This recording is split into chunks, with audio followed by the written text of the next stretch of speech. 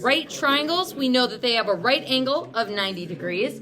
And when we are dealing with right triangles, we have SOHCAHTOA that we can use. We also have the Pythagorean theorem. We're going to get to that. So the Pythagorean... Are we going to sing the song? Oh my word. Yeah, we'll probably play the song. I've got it posted on Canvas.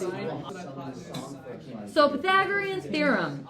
The Pythagorean theorem relates the sides of a right triangle.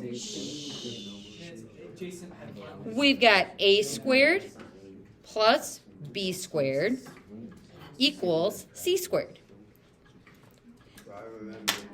So a and b are interchangeable. Those are called the legs of the right triangle. But what is special about side C? It's the hypotenuse. The hypotenuse is your longest side, and it's across from the 90-degree angle. So this is helpful with determining side lengths for a given right triangle.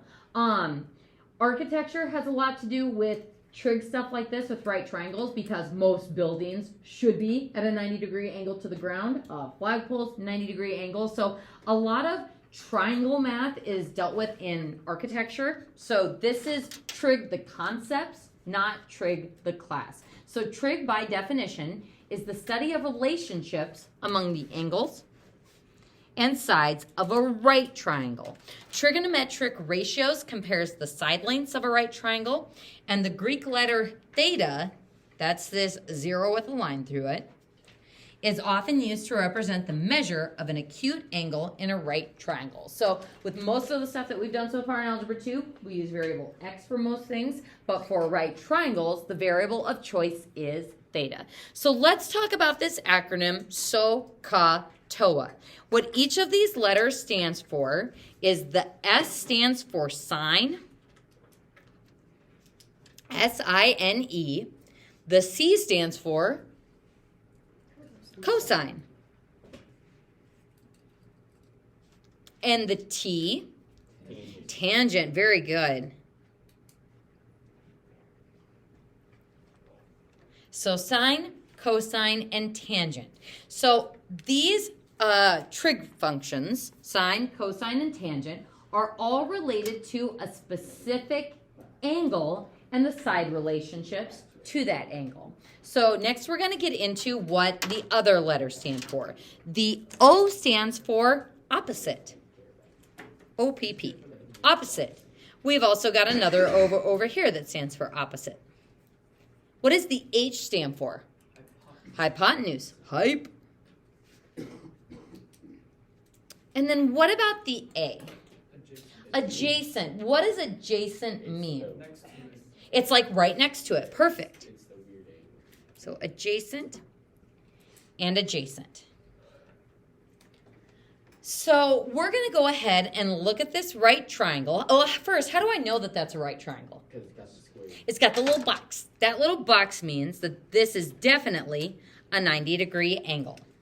Now, we are going to be labeling both the angles and the sides of this triangle. For the angles, we use capital letters, and the 90-degree angle is always angle C.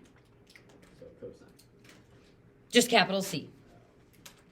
Now, angle A and B are interchangeable, just like the sides A and B are interchangeable. Typically, I put A on the top, and then B is the other one. So this is what we call the general right triangle. To label the sides, the side across from or opposite from the angle shares the same letter. So if this is angle C, the side across from it would be side C. And that makes sense because we've already said that C is always the hypotenuse or across from the 90-degree angle. So normally I start with naming the 90-degree angle as C and the hypotenuse as side C. So if this is angle A, what is the side across from it going to be? Side A, little a.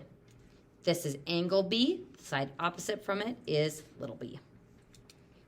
So that's how we label the parts of a right triangle. Capital letters for the angles, lowercase letters for the sides.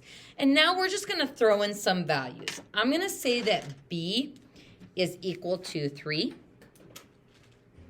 and C is equal to 5.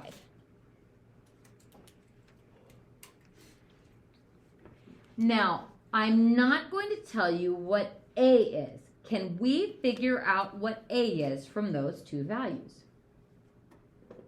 We can using the Pythagorean theorem. So this is why labeling the sides is helpful, because I can see that I'm trying to solve for A. So A squared plus B squared, 3 squared, equals C squared, or 5 squared.